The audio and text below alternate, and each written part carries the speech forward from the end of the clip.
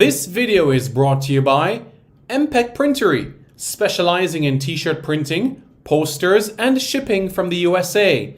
Call 876-775-6692 or 876-337-7374. Andy Gone Nuts, 100% guaranteed fresh coconut water delivered straight to your door. Call 876-309-6128. That's 876-309-6128. Refreshing and affordable. For more information, follow them on Instagram at Andy Gone Nuts.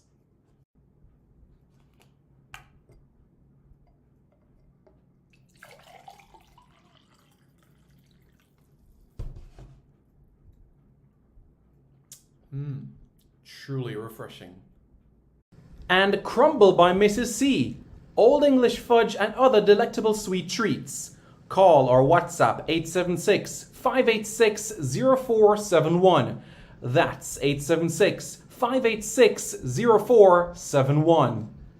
This video is also brought to you by BLC Jamaica Security Electronics, specializing in alarm system, video surveillance, camera system or CCTV, barrier system, gate automation, and access control.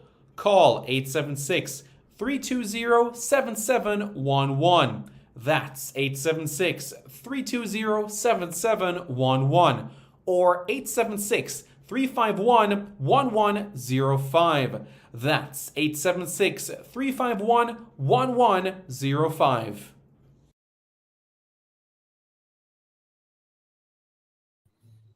Hello everyone, I'm Simon Preston and welcome back to Reggae Boyz Commentary. This is the channel where we come together to discuss everything in relation to Jamaican football. This is your hub for everything Jamaican football related. So, as everybody is aware at this point in time, and I'm sure you guys are aware right now, we've had quite a bit of interviews and updates from fans and so on and so forth, and we have a special guest that will be joining us in a few minutes or so. He'll be hopping on the stream in a few minutes, so we look forward to that in particular, so that we can have a meaningful discussion. This is somebody that represented Jamaica before, somebody that represented Jamaica from 2009 and has accumulated 67 appearances, so somebody that has played in Europe and someone that's played in North America as well. So I'm looking forward to what this person will have to say in terms of everything. And I think it's going to be a really compelling discussion, just like the one that we had with Richard Edwards. And I'm sure that this is one as well that you guys will be looking out for and be keen to hear what he will have to say. So he'll be joining us in a few minutes. If you haven't already, guys, hit that like button and also subscribe to the channel as well. I'm sure you guys will have questions for our special guest. So do bang in the comments as well your question that you have as well. So we look forward to hear what you guys will have to say where that is concerned.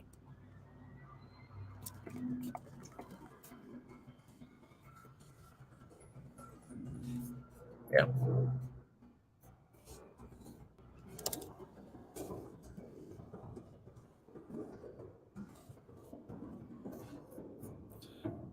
That's where we are right now in the grand scheme of things.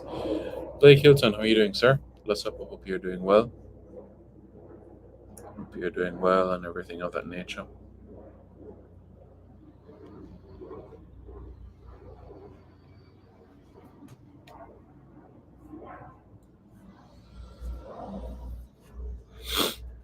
I can see in the comments you already have some questions for our guests, so you guys can also add that as well. See what you guys are saying.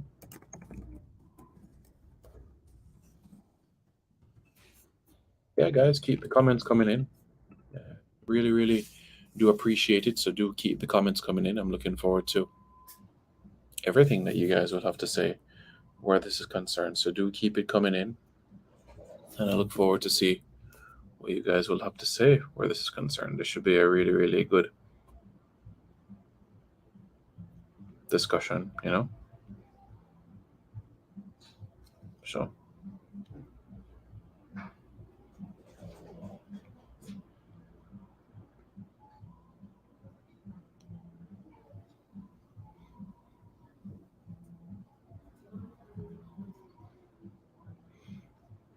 Mm-hmm.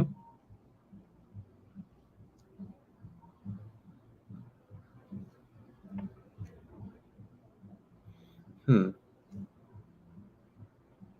Yeah, he's having some concerns. Having some concerns coming on. Strange. Try again. Press the link. Click the link. The link again.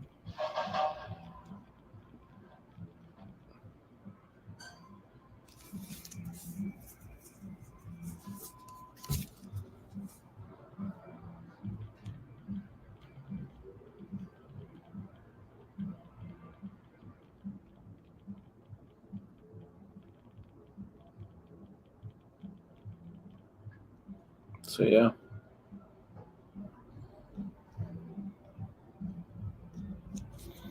Is it just Andre? Yes, Andre is coming on. But if you want to, if you, Mr. Blake Hilton, have time and you want to chat for a few, so you can also hop on as well.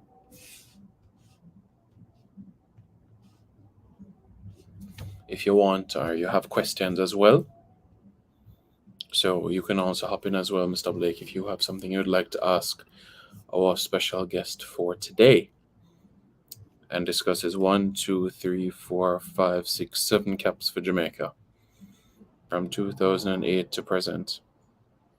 Yeah, it's an interesting one because whenever he starts, Jamaica usually goes on and wins the game. You know, so looking forward to it.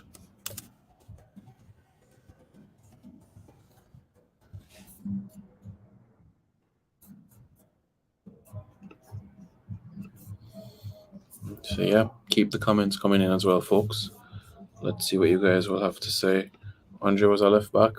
He played left back. He could play different areas of defense. Still working for today. Next time, cool, cool, cool. No problem at all. Just you being here, being part of the discussion, liking the video and subscribing is good for today. And folks, drop your questions in as well. Your questions for Andre, and also in addition to that, give us your thoughts in relation to other aspects. So this is in relation to matters of. You can also, if you want your question or comment highlighted, use the super chat feature. All right. So you can also let us know that as well, and we'll see what you guys will have to say where that is concerned. Sounds good. Hope that's okay with you guys. I want the coach to have a talk with Damari Gray and Nelson for the Reggae Boys. Yep, let's just say that there is a strong chance that it can happen.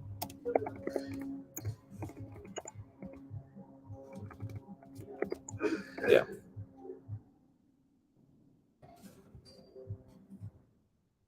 Let's just say that there's a big chance that this could happen. A very, very big chance.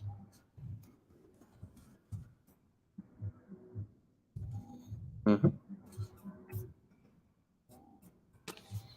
And some questions for Andre coming in. All right, we'll make special note of that.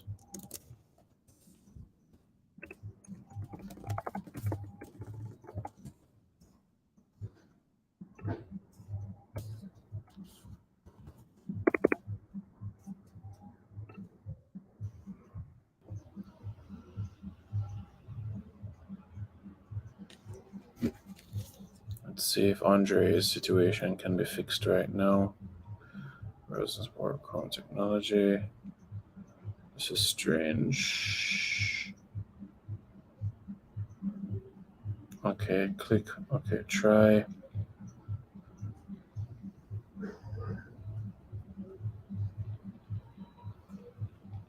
Or on Firefox. On your phone and see what happens.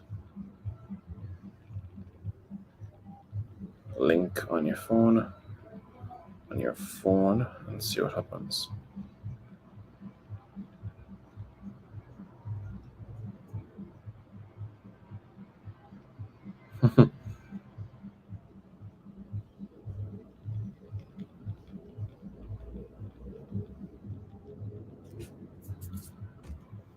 So yeah.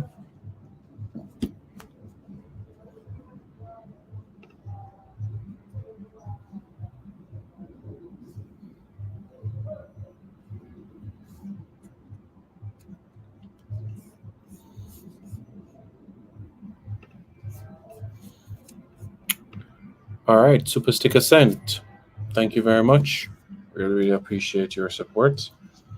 That is appreciated. Really, really appreciate it.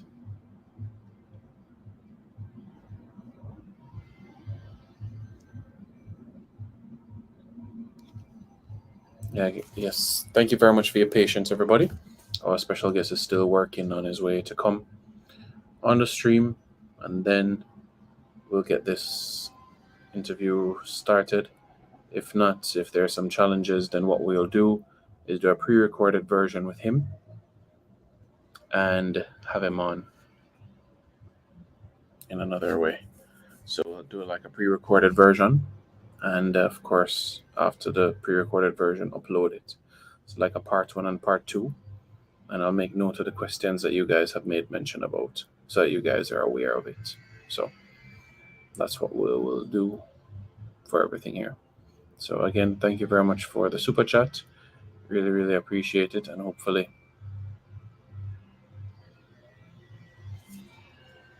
it will come on quite soon. As you know, with StreamYard, sometimes the login takes a little bit of time. So, hope to have him on soon.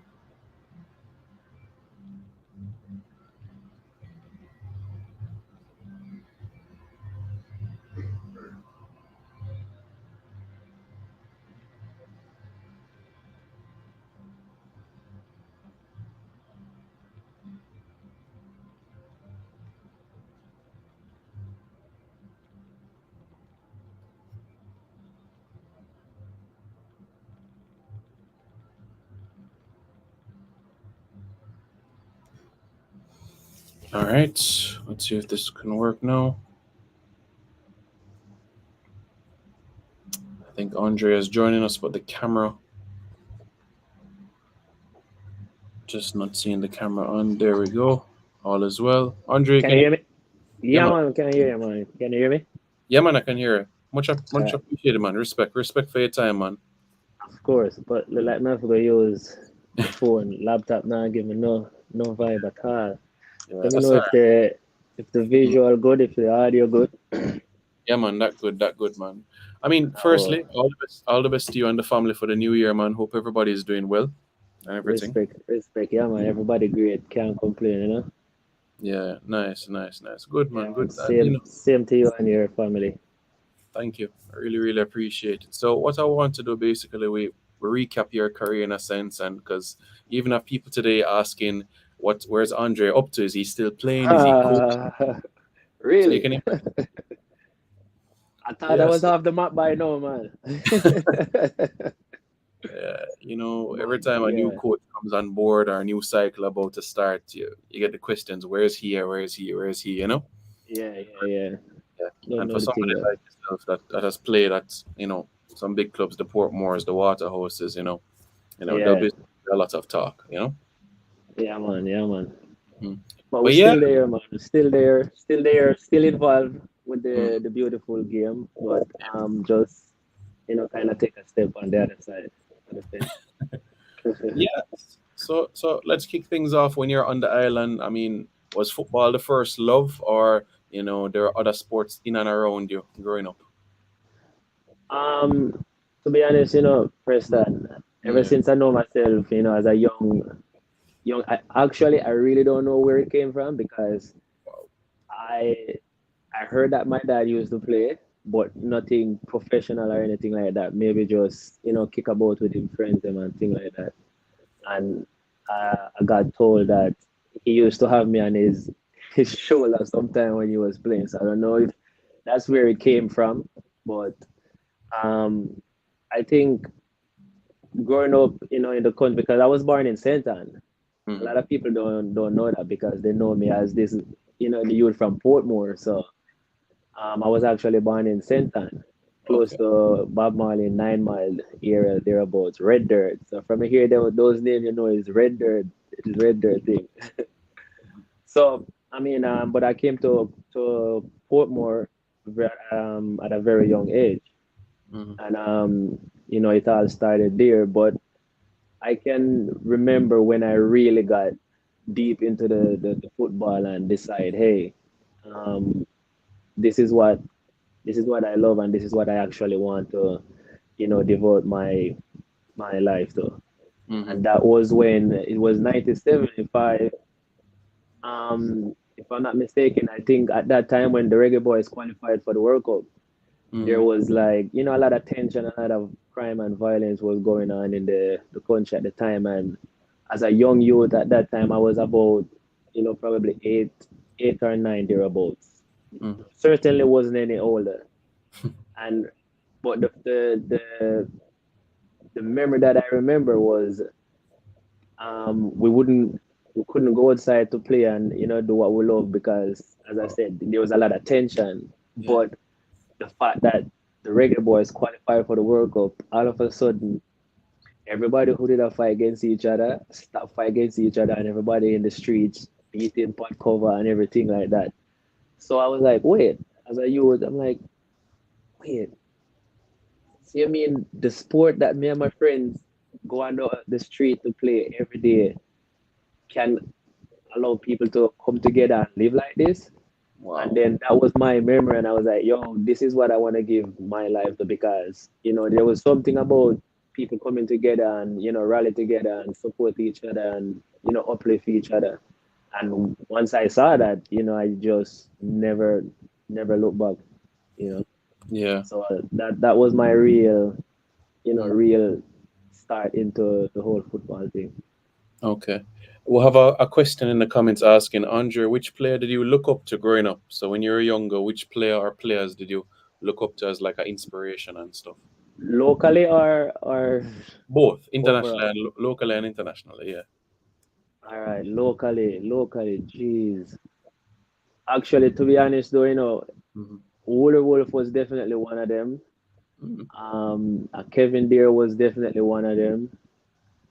Um, and then overseas, of course, R9, the original Ronaldo, for sure. He was one of my first inspiration. And then come Ronaldinho, where everything got, turned upside down. So I think Ronaldinho definitely, you know, gave me that inspiration just to see the things that he was able to do with the soccer ball at the highest level. You know what I mean? And Yeah. it he inspired a whole generation of youths. You know what I mean? Make them know that you can play the game and play the game beautifully. It's not just play just to win. You know what I mean? Because you have fans who come out who pay their hard-earned money to watch the entertainment. So you have to make sure, you know what I mean, they go home feeling, satisfied as well. So I think Ronaldinho for sure was the biggest inspiration, but locally, Wolf Wolf and Kevin Deere, just to name a few. Mm-hmm. Okay. All right. And for those that might not been aware of the journey that you took, which high school you went to locally? So I went to Jonathan Grand in Spanish Town High School. Okay. All right. And would you Yeah. say that journey helped you to go to Portmore? You're at Portmore during that time. Ah, good question. Actually, when I went to Jonathan Grand,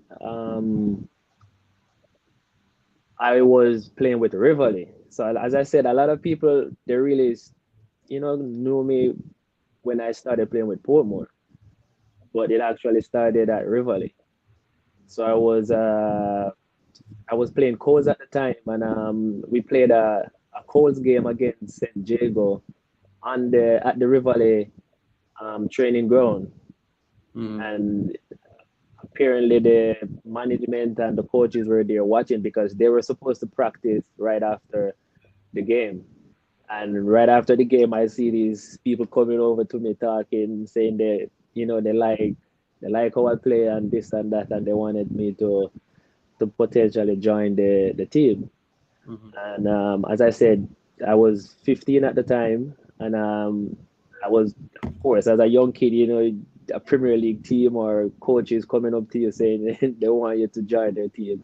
It was kind of overwhelming, but at the same time, exciting, and I decided, yeah, I was gonna go, and I actually made my debut in the Premier League with Rivali when I was 16-year-old, Wow.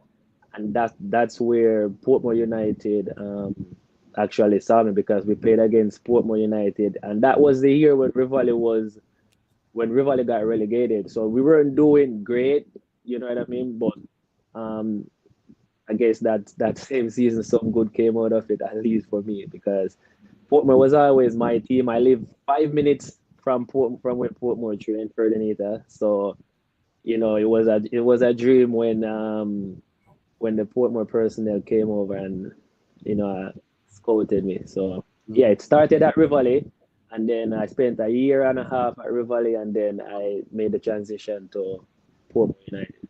Yeah. Yeah, and as you know, in the middle of that time at Portmore, you went on to represent your country, not only at the youth level, but senior level as well. I want you to take me back to that time when you got that call up and you went to Cayman, and then slowly but surely you got a few more caps under your belt. Yeah, that was, to be honest though, Preston, when I got um when I got caught in that pool of players, I didn't expect it, to be honest, because when I went to Portmore, because everybody probably know by now, Portmore usually bring the best of the best, the two best or the three best standout players from each Manning Cup or Da Costa Cup team. They have that type of backing, you know what I mean? Because everybody know Portmore big club, and every youth who aspire to go abroad and get a contract, they saw Portmore as a stepping stone to achieve those dreams. And it was no different for me. But when I actually arrived at Portmore and I looked around and saw the talent Hmm. that was there, I was like, no man, the job really cut out for me. But we believe in ourselves, and we just tell ourselves, hey, we just put in the work, and see where it takes us. So when I got called to Portmore, for some reason I break through, and I starting in the U21 team, and after a couple of games, I was doing really well, and then Hmm.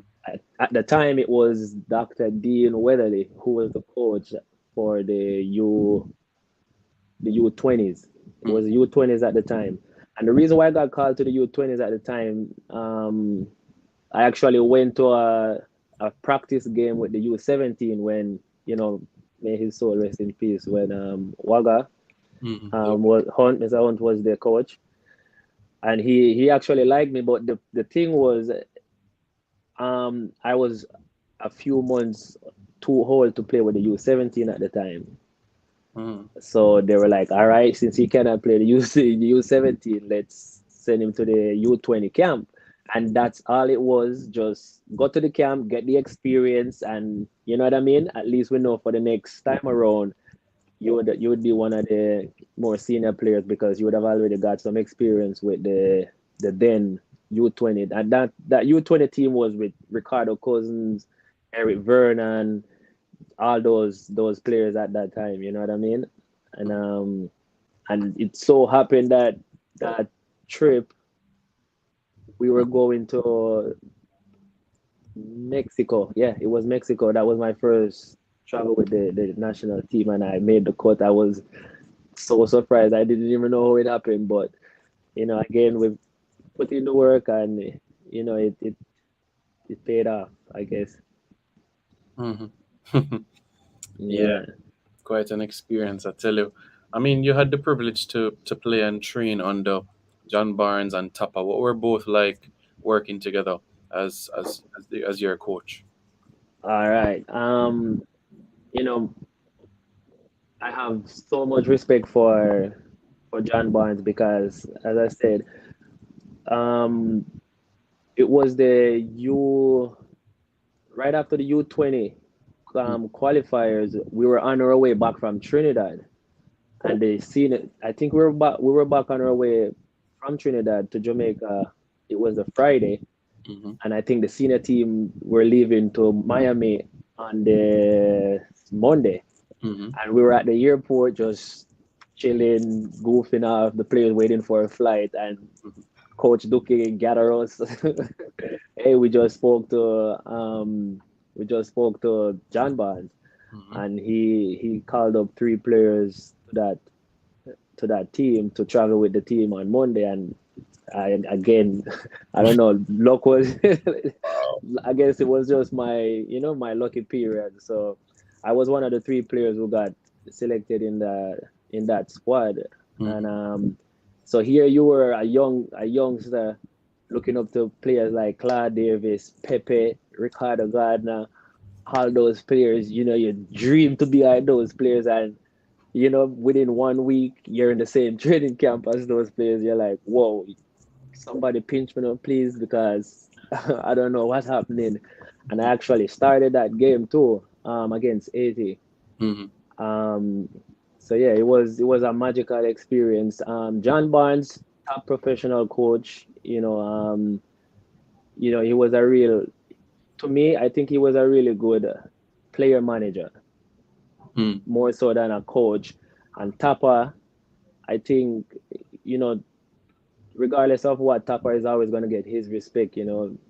One for what he did for the country in terms of that '98 World Cup. So he's always going to be in every Jamaican heart, regardless of what. But I think Tapa get his respect mainly from the playing side. You know what I mean? And when I played under Tapa, it's not as if Tapa was already a seasoned coach. He was young into the coaching in the coaching world as well. But it was always a good experience. He took me to the Gold Cup, not the Gold Cup, the Caribbean Cup. Mhm. Um, so yeah, we give thanks for all the opportunities where both coaches gave. Yeah, 2012 was that year, where you had a couple of friendlies where you played against Cuba. You're part of the squad for the early rounds of the qualifiers, the semi-final round. I remember you're on the bench that day that we beat USA at the stadium for the first time. Yeah, Yeah, and yeah. you mentioned the Caribbean Cup as well. What would you say that kind of opened the door for you to play professional in Europe, in Norway? Um, of course, I would definitely say that because with the football, every experience, every game, every training session, it Mm. sets you up for what is to come. You know what I mean? And the higher level or the bigger the tournament, the bigger the friendly games, it's only getting you a step closer to, you know what I mean, taking it to the next level. So for sure, those experiences definitely set me up and gave me the exposure to be seen, by overseas teams or what I mean, clubs like that. So we give thanks for those opportunities. It was a blast. It just seemed like it was yesterday, but it was so much years ago. But it still live on in our memory. Those are memories that will never vanish. You know what I mean? Mhm. Yeah. Yeah. I mean, that was your first sort of taste of football outside of the island. So how were you able to transition, you would say, to the European style, the Norwegian style, the cold, the weather, the culture, everything you were able to, you say, adapt? All right. So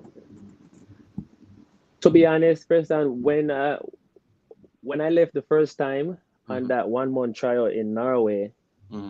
um, the year before that, Hmm. I was, and I'm gonna tell you, man, hey, that year I felt unstoppable, literally unstoppable.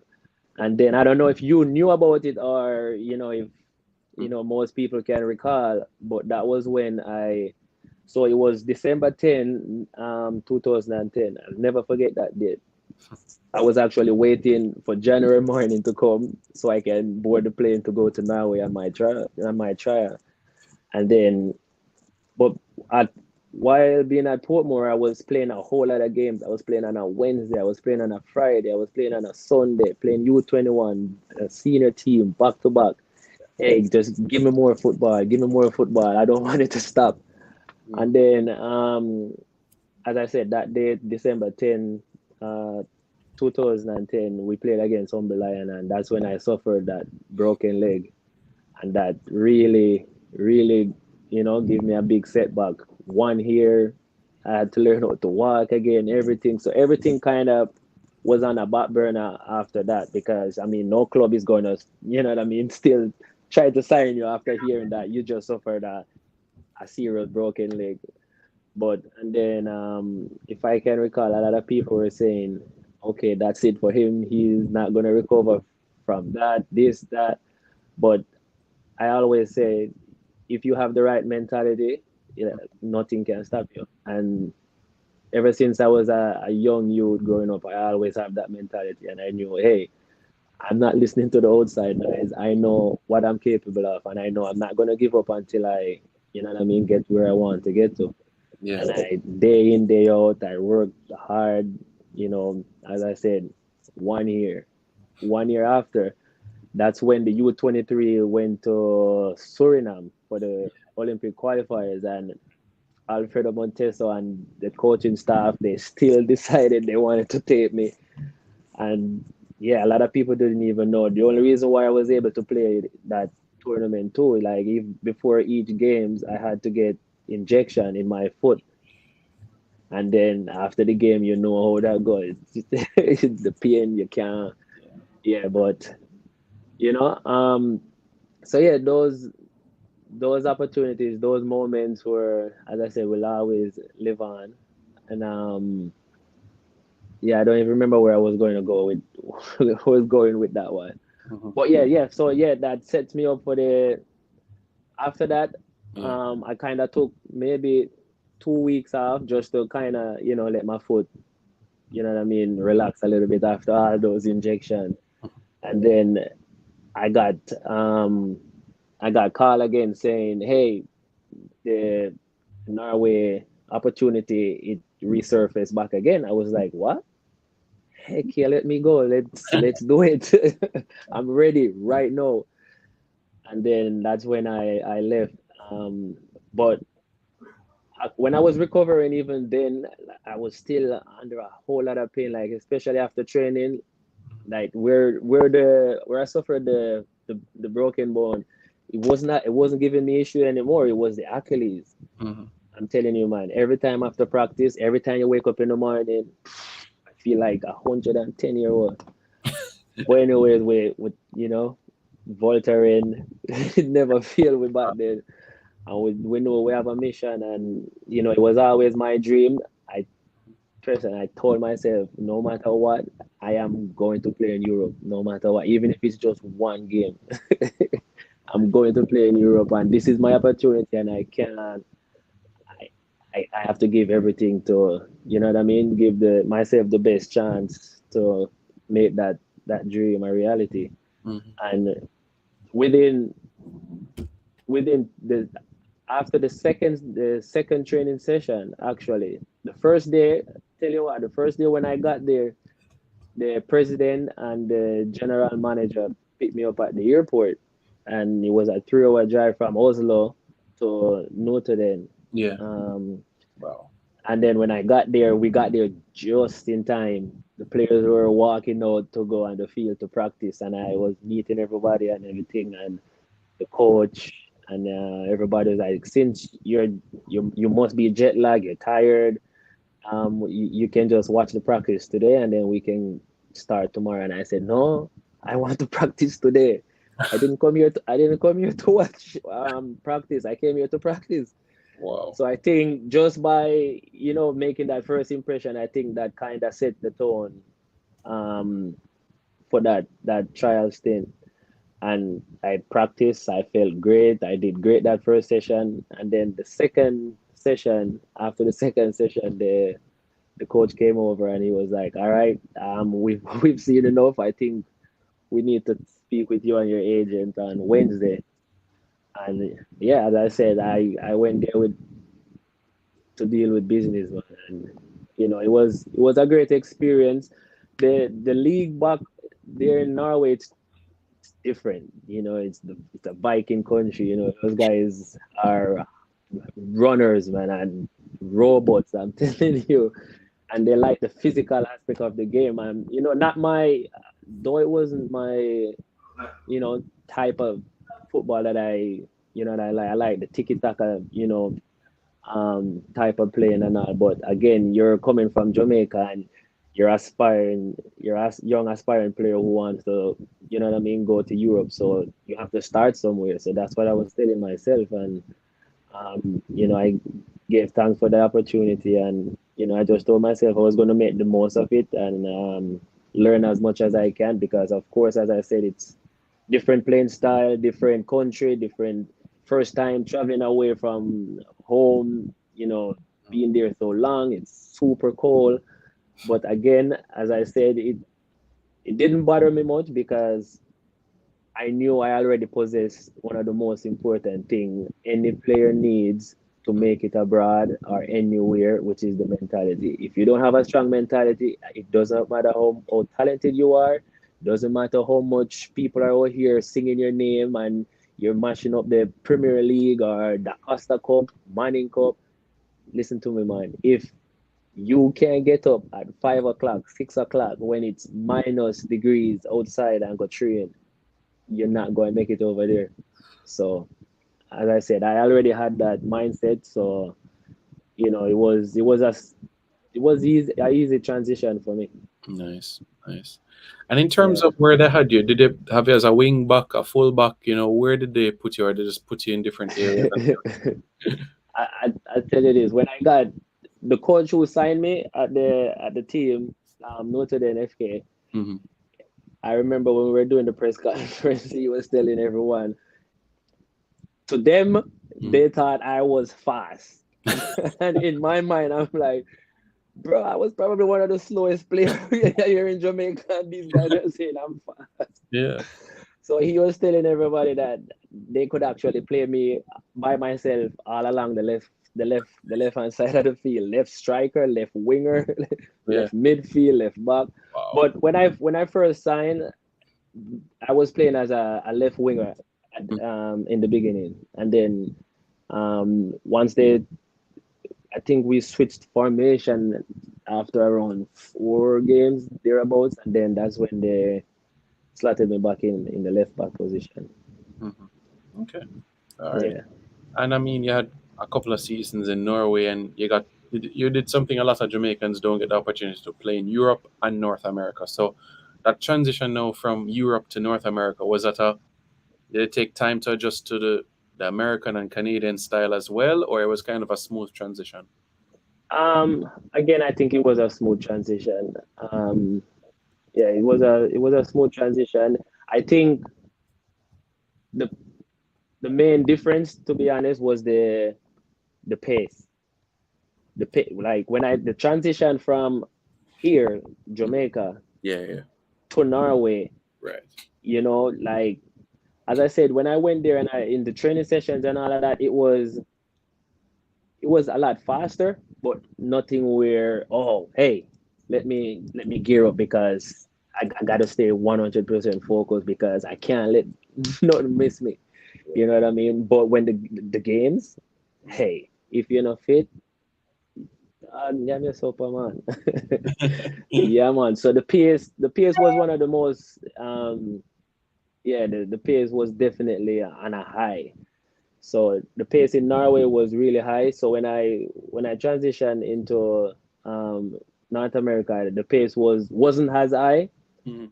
So it was a easier transition um, for me. Okay. And you played in the States, like I mentioned, and Canada. Many people are wondering, where is Andre? Is Andre on the island? Is he overseas? Is he coaching right now? Are you playing indoor? you know? Right now, Yeah. so yeah, as you know, I played in America for about 4 or 5 years, and then I went to Canada. It was the same North American league, but Yeah. it was a Canadian team, Ottawa Fury. Yeah.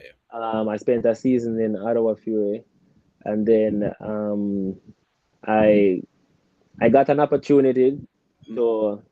to start my own coaching academy in LA, and you know I was what 29 at the time, Wow. and based on what was happening in terms of within the pro game, because I always tell people, most people only see the most people only see the end product of what the beautiful game is, you know what I mean? But they don't know what's going on behind closed door and things like that. So I felt like, for all the teams that I've played with, especially in the North American leagues, for all the teams that I played with, I prove myself over and over.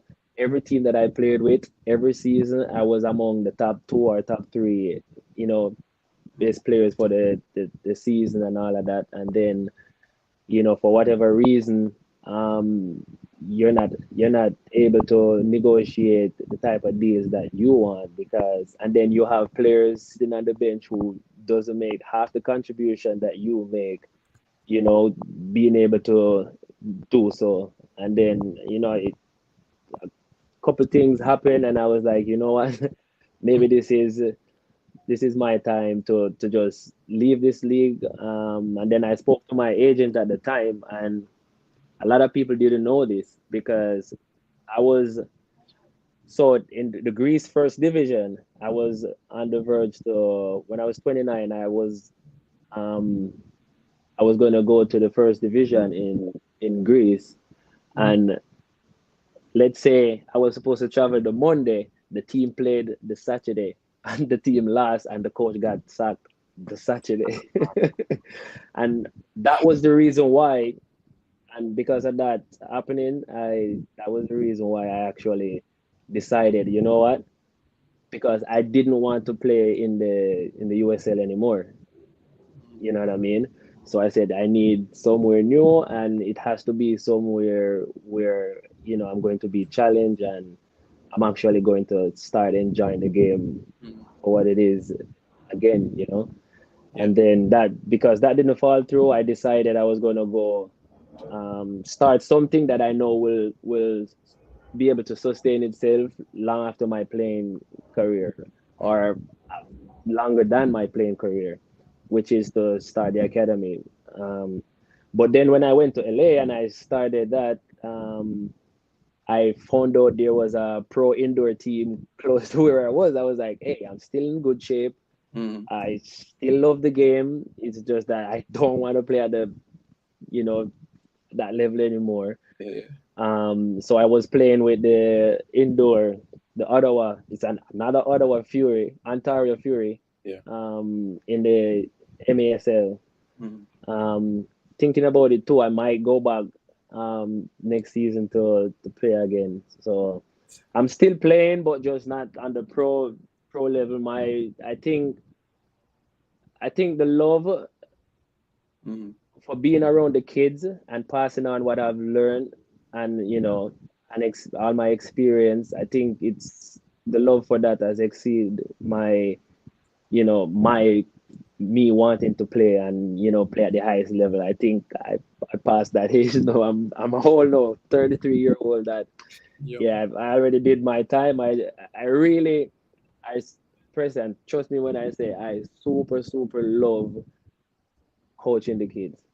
That's where my that's where my passion is right now, and building my company to a top academy where we produce top talent. That's where my eyes are at now, and the long-term goal for that too is to actually establish in America, and then um, actually venture off in Jamaica with that the academy in Portmore. In Portmore. Okay. Yeah. Yeah, because I was gonna ask you if there's a opportunity that perhaps Jamaican kids can benefit from what you're doing. So now that you expand on that, then that's great. Yeah, yeah, man, for sure. Because as again, I keep remembering how one of the things that I constantly do is I constantly go back into the past Yeah. and pull the positive memories, Mm-hmm. right? Pull the positive memory. How did I get started? What Mm-hmm. was I doing at this age? What were the things that worked? How comes I wasn't the most talented player, Mm-hmm. but yet still I was one of the players who was able to get a contract. You know, a lot Yeah. of youth in Jamaica would love to put on the Reggae Boy jersey for one game. Now, even if him don't play and him sit up on the bench, him happy, him parents happy. So how is it that I was out of so much to choose from? How is it that I was one of those players who actually were able to accomplish that? So I draw for those experience and those the things that I used to do Mhm. that got me there. And those are the things that I focus on, laying for these the kids that I'm actually, working with now. But as I said, the the long term plan for that is to bring that here in my hometown in Portmore. Mhm. That's one of the main thing I want to do before I move on, I transition from this earth. Can I leave something, an infrastructure where kids who, because President, the talent is here in Jamaica, 100%. The thing that we don't, based on my experience, the things are some of the things that we don't have is when the Jamaicans get an opportunity to go abroad and do on a tryout or whatever, they don't have the proper guidance. Those are the things that let them down. Usually it's not really they're not good enough or anything like that. It's they just don't know how to carry themselves in a professional settings. The team is eating lunch and you're over there by yourself eating, and the entire team over here. Yeah. Dude, you're not going to make it because you think the coach, it doesn't matter how talented you are, he's not going to, you know, oh, still squeezing me in, man, because him have the talent. No, Bridget, if you can't come in and blend in with the rest of the group, them going to tell you, thank you for coming. I appreciate you coming. Hey, it didn't work out. Hmm. Wow. So as I said, based on my experience, the things that I know for a fact that works, Mhm. those are going to be pillars in, or those are actually pillars in my academy now in LA. Mhm. But I feel like it was a better road to establish in America first with my company before establishing that in Jamaica. If it was the other way around, it would be 10, maybe 20 times as hard. Because no, first of all, nobody, you know, not going to pay you out here to coach their kids when they can just let them run around on the street and kick about, you know what I mean? So, but yeah. Okay. And I mean, you spoke about, the love that you have for coaching, but let's say, for an example, a Portmore or Waterhouse just says, listen, 1 year contract here. How do you feel about that? Uh, To come back home well, and leave the coaching. It's tough. but first of all, well, I don't know what tomorrow might bring, but right now, if it's with kids, if Yeah. it's with 16 and younger, thereabouts, I don't think, or I haven't had enough experience coaching older players. Once them get into them high teens, them a big man now, you can't talk to them. I'm not really, because to me, everything always good vibe, positive vibe, and I don't want to root to the Mm. kid, Yeah. or you know what I mean, have no kid disrespecting me. So I really enjoy working with that 7 to 16, 17-year old. Hmm. Like, so if it's anything thereabouts, I might think about it, but outside of that, no aspiration as of now to coach beyond those age. I really, so here, maybe if I put this into perspective, you'll understand where I'm coming from. To me, how I view coaching, it's too easy to get a couple kids that are playing primary school league or whatever, and the two best kids from this team, two best kids from this team, two best kids from this team, and Hmm. pick them and create a team, right? To me, you don't necessarily have to be a good coach Hmm. because you already have good players. What you need to be is a good manager of the talent that you already have. But me, I want to the players who you think, hey, him not even know him left foot from him right foot.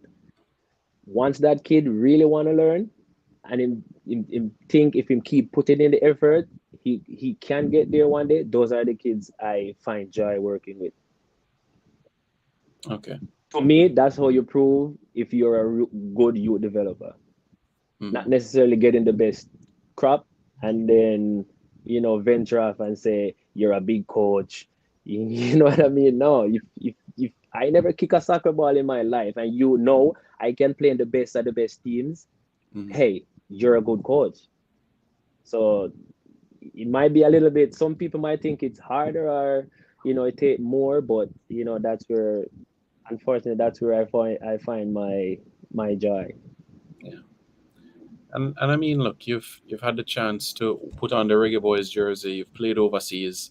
I'm sure you've had a chance to reflect upon what has happened. Your thoughts about the way the program is going, the new head coach, talents that we have at our disposal right now.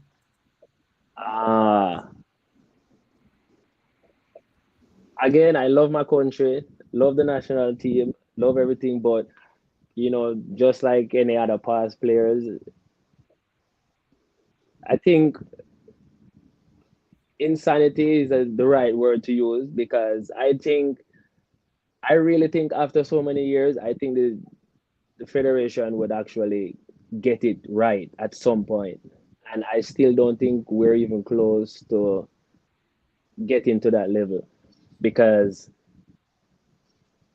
how can we not set up the right type of infrastructure for the talents to come on and just cycle through every other country doing it? Why can't Jamaica do it? Yeah. And we are not, if you're going to match born talent, just natural raw talent for talent, Hmm. I'm pretty sure Jamaica is up there with the best of the best in the world, the Brazil, the Argentina. But what's the difference? Those guys have the right infrastructures. Those guys have the right programs that those players are going. They're circulating them through day in, day out. So of course they're gonna keep produce great players, great players, great players. We might pop up one here, and then 10 years time, 15 years time, we pop up another Leon Bailey. It, I think it's ludicrous, man. I think we need to focus on setting up the right infrastructure, put everything in place, and watch what happens after that. Because the talent is here. I keep saying that. But if the JFF and the Federation don't do what they know them supposed to do, it, we're going to be in the same position over and over. I tell you what, our team, U20 team, we missed out on the World Cup by 1 point, Preston. I don't know if you remember that. 1 point. And the only reason, nobody can tell me nothing. The only reason we weren't able to qualify for that World Cup, because it's a thing. And of course, many might say, it's mental, but the final game against Honduras that we played in Trinidad, if we had our captain, Andrae at the time, and our prolific goal scorer, Dever Argyle, on the field in that game, nobody could tell we're not going to World Cup. Nobody. It was just so unfortunate that they got red card in the game. Both of them got red card in the game before. But Hmm. if though, so I say that to say this: that team was so talented, and in our heads, we're saying, all right, the man them now go mash up that team. The man them supposed to, keep that team together. You know what I mean? Keep giving the youth them here and there a little experience with the senior team, even if it's just to go up on the bench. When you look at a team like Barcelona and those clubs, that's what they do. Okay, you have players in the U18, U19 team. They're outshining this environment. All right, we're not sure if them quite ready for the next level yet. So here what we're going to do. All right, this week you guys going to train with the first team, and then watch them. Okay, yeah, hey, you know what? Him still look the same. Meshing shoulders with the Messi and the this and that. Him still dominating. All right. What is the next step? All right, we're going to put him on the bench in the Camp Nou for the next game. He's not going to play, Hmm. but the experience, going in the locker room, seeing Messi, how Messi carry himself on a game day, seeing how the guys operate in the locker room. You know, those things are huge experience for a young player stepping up. You know what I mean? At what point does Jamaica do those things? We here's what we do. World Cup qualifier going to start in a month. All right. I could get 3 man over here, so 3 man over here, Sunday. When we come at camp, hi Preston, what's up, man? My name is Andrae. Virgin, I don't even know this guy. I've never seen him play. I don't know. We don't have any chemistry. And then when we fail to qualify, the same thing keep repeating. The same thing keep repeating. So to the point where I'm gonna be completely honest with you. Sometimes I don't even watch the game first time because the moment I look in and I see that it's the same thing happening, I'm not gonna waste my time. I love the national team. I love the country. I have a couple of players who are still representing that I played with, and but I just know it's that thing when I've been in football all my life, so I know, dude, it's not going to change if they don't do anything from if the hierarchies don't do anything to change it. The same thing going to keep repeating, and we're going to wait the next 20 years before we go a World Cup. Joke thing, man. Big joke thing. So that's just my 2 cents where the national team is concerned. I would love to see the change. I would love to see a change, of course. I would love to see better infrastructure. I would love to see our league get better. I would love to see more youth getting more opportunity. Give the youth them more guidance.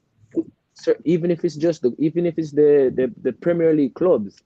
Like a next thing that I noticed, the next thing I noticed, sometimes the guy would do, and again, I'm not knocking our dialect or patois.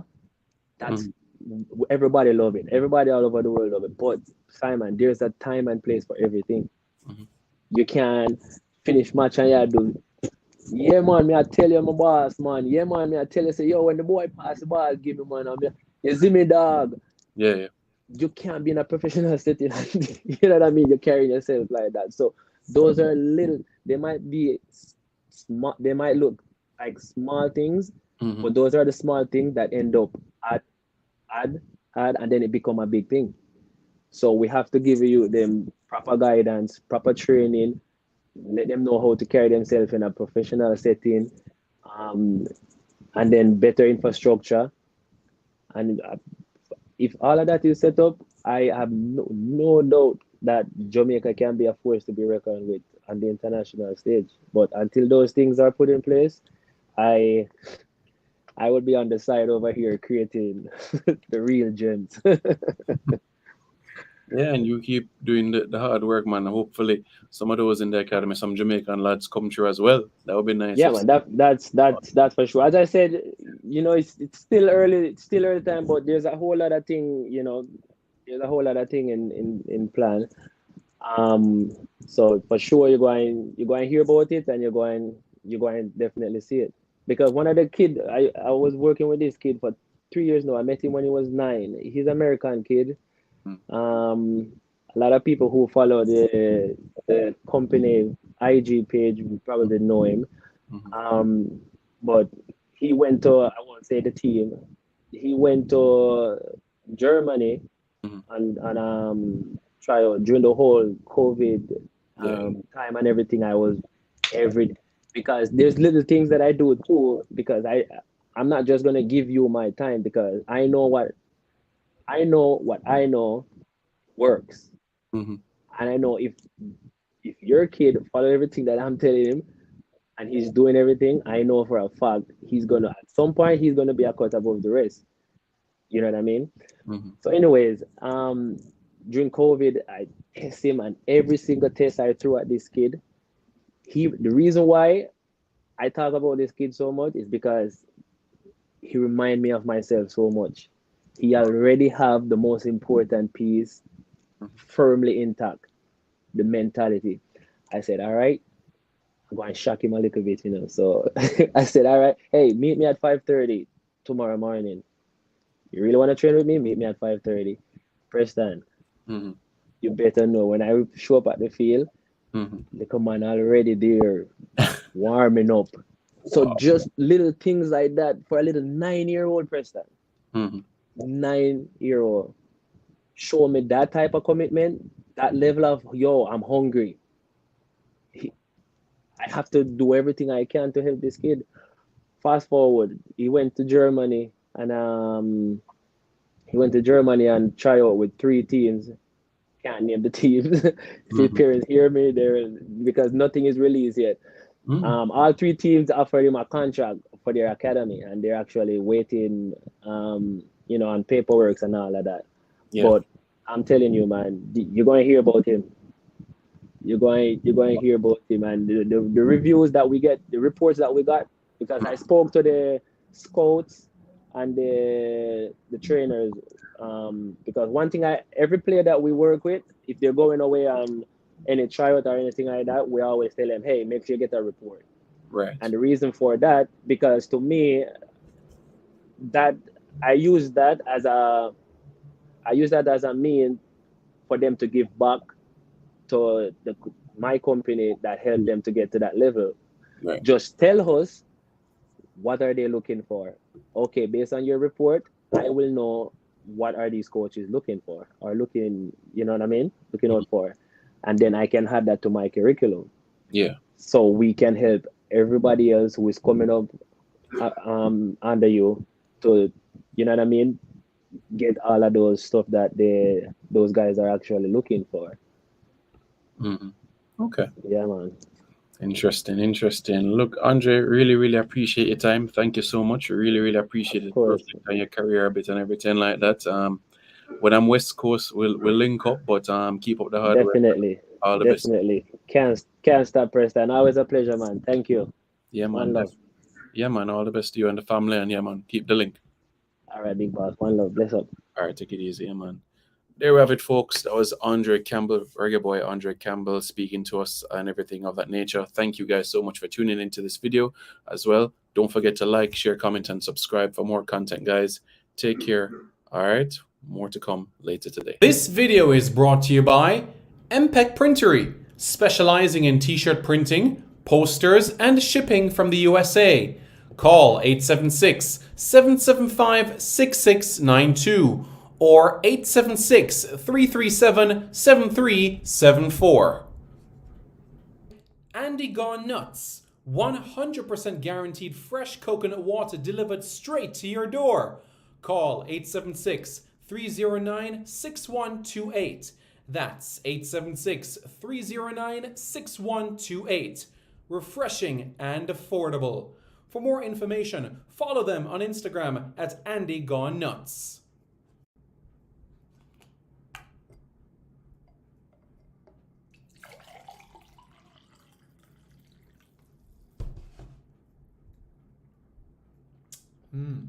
Truly refreshing. And Crumble by Mrs. C. Old English fudge and other delectable sweet treats. Call or WhatsApp 876-586-0471. That's 876-586-0471. This video is also brought to you by BLC Jamaica Security Electronics, specializing in alarm system, video surveillance, camera system or CCTV, barrier system, gate automation, and access control.